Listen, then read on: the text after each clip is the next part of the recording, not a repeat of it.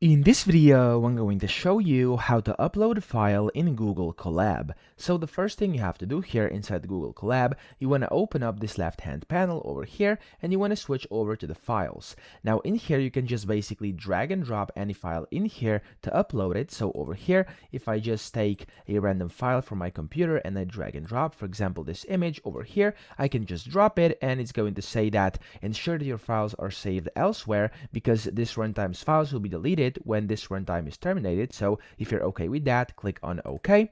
And then as you can see here, I have successfully uploaded this image, this file in here. What you could also do is click on this upload to session storage button here, and then you could just find your file, for example, this PDF. I'm going to click on OK, and there we go. I have successfully uploaded that into my file. So that's how to upload. I hope this video helped you out. If it did, please subscribe to the channel and help me out as well.